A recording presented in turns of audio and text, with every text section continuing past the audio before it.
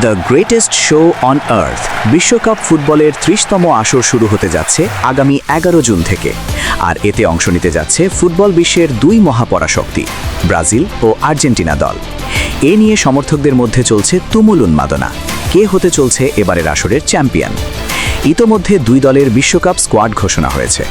এখন কোটি সমর্থকদের মনে একটাই প্রশ্ন, কে বেশি শক্তিশালী, ব্রাজিল নাকি আর্জেন্টিনা? কেমন হলো দুই দলের বিশ্বকাপ স্কোয়াড? কার চ্যাম্পিয়ন হওয়ার সম্ভাবনা বেশি?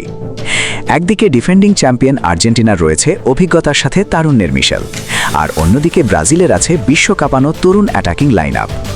আজকের ভিডিওতে আমরা বিশ্লেষণ করব ব্রাজিল ও আর্জেন্টিনার বিশ্বকাপ স্কোয়াডের তুলনামূলক চিত্র, শক্তিমত্তা ও দুর্বলতা, এবং কোন কোন প্লেয়ার অংশ নিতে চলেছেন ব্রাজিল ও আর্জেন্টিনা দলের হয়ে এবারের 2026 বিশ্বকাপে। ভিডিওটি শেষ পর্যন্ত দেখুন। শুরু করা যাক দুই দলের পোস্টের নিচের অতন্দ্র প্রহরী, গোলকিপিং এবং রক্ষণভাগের শক্তিমত্তা ও দুর্বলতার বিশ্লেষণ দিয়ে। আর্জেন্টিনার গোলপোস্টে আছেন তাদের বাজপাখি এমিলিয়ানো মার্টিনেজ।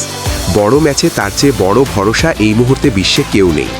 আর ডিফেন্সে ক্রিস্টিয়ান রোমেরো এবং লিসান্দ্রো মার্টিনেজের জুটি যেন এক দুর্ভেদ্য দেয়াল। সাথে আছেন তাগলিয়াফিকো এবং মলিনা। স্ক্যালোনির এই ডিফেন্স লাইন অত্যন্ত সুসংগঠিত এবং চেনাজানা। অন্যদিকে ব্রাজিলের গোলপোস্ট সামলাবেন অ্যালিসন বেকার ও এদারসন। অ্যালিসন এদারসন দুজনেই বর্তমান বিশ্বের অন্যতম সেরা গোলকিপার।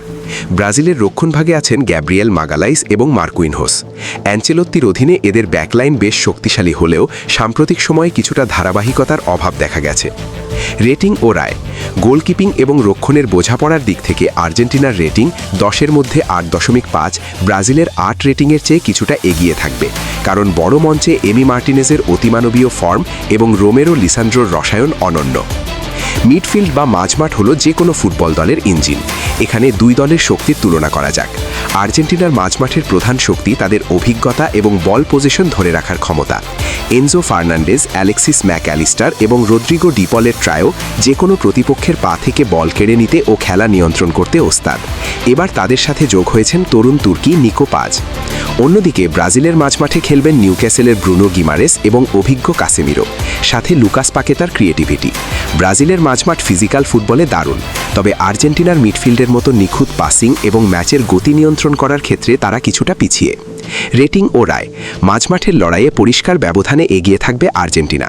10-এর মধ্যে আর্জেন্টিনা রেটিং 9, যেখানে ব্রাজিল রেটিং 7.5। এবার আসা যাক ফুটবলের সবচেয়ে আকর্ষণীয় জায়গায়, আক্রমণ ভাগ বা ফরওয়ার্ড লাইনে। আক্রমণ ভাগের শক্তির ওপরেই দলের গোল করার শক্তি অনেকটা নির্ভর করে। আর্জেন্টিনার আক্রমণের কেন্দ্রবিন্দুতে আছে ফুটবল জাদুকর লিওনেল মেসি, যিনি তার কেরিয়ারের রেকর্ড 6ষ্ঠ বিশ্বকাপ খেলতে নেমেছেন। তার সাথে আছেন ইন্টার মিলানের গোল মেশিন লাউতারো মার্টিনেজ এবং আতলেতিকোর হুলিয়ান আলভারেস। এই আক্রমণ ভাগ যেমন চতুর, তেমনি সুযোগ সন্ধানী। কিন্তু ব্রাজিলের দিকে তাকালে চোখ ধাঁধিয়ে যায়। রিয়াল মাদ্রিদের হয়ে বিশ্বকাপানো ভিনিসিয়াস জুনিয়র, বার্সেলোনার রাফিনহা, আর্সেনালের গ্যাব্রিয়েল মার্টিনেল্লি এবং তরুণ সেন্সেশন এন্ড্রিক। আর সবচেয়ে বড় খবর, দলে ফিরেছেন নেইমার জুনিয়র। ব্রাজিলের এই আক্রমণ ভাগের গতি, ড্রিবলিং এবং কাউন্টার অ্যাটাক করার ক্ষমতা এই মুহূর্তে বিশ্বের যে কোনো ডিফেন্সকে গুড়িয়ে দিতে পারে। রেটিং ও রায়। আক্রমণ ভাগের গভীরতা, গতি এবং বৈচিত্র্যের দিক থেকে এবার ব্রাজিল স্পষ্ট এগিয়ে। ব্রাজিলের রেটিং 10-এর মধ্যে 9.5, যেখানে আর্জেন্টিনার রেটিং 8.5। স্কোয়াড যতই শক্তিশালী হোক, ডাগ আউটের মাস্টারমাইন্ড ছাড়া যুদ্ধ জেতা অসম্ভব। আর্জেন্টিনার ডাগ আউটে আছেন লিওনেল স্কালোনি, যিনি এই দলকে কোপা আমেরিকা এবং বিশ্বকাপ জিতিয়ে একটি অপরাজেয় ইউনিট বা পরিবারে পরিণত করেছেন। অন্যদিকে ব্রাজিলের ডাগ আউটে এবার আছেন ক্লাব ফুটবলের অন্যতম সফল কোচ কার্লো আনচেলত্তি। আনচেলত্তি আসার পর ব্রাজিল দলে নতুন প্রাণ ফিরে এসেছে। তবে আন্তর্জাতিক টুর্নামেন্টে স্কালোনির ট্যাকটিক্যাল প্ল্যানিং এবং দলের খেলোয়াড়দের মধ্যে বোঝাপড়া অনেক বেশি পরীক্ষিত। খাতা কলমে এবং স্কোয়াডের গভীরতায় ব্রাজিলের ফরওয়ার্ড লাইন অসাধারণ শক্তিশালী হলেও দলগত সংহতি, ডিফেন্সের দৃঢ়তা এবং মাঝমাঠের নিয়ন্ত্রণে এখনও আর্জেন্টিনা কিছুটা বেশি ভারসাম্যপূর্ণ এবং শক্তিশালী। তবে আনচেলত্তির ব্রাজিলের যে বিধ্বংসী আক্রমণ ভাগ রয়েছে, তারা যে কোনো দিন যে কোনো দলকে একাই ধসিয়ে দিতে পারে। আপনার কি মনে হয় ভিনিসিয়াস নেইমারদের ব্রাজিল নাকি মেসি লাউতারোদের আর্জেন্টিনা 2026 বিশ্বকাপে কার স্কোয়াড আপনাকে বেশি আশাবাদী করছে? এখনই কমেন্ট করে আপনার মতামত জানান। ভিডিওটি ভালো লাগলে লাইক দিন এবং এরকম আরও ভিডিও পেতে চ্যানেলটি সাবস্ক্রাইব করে দিবেন।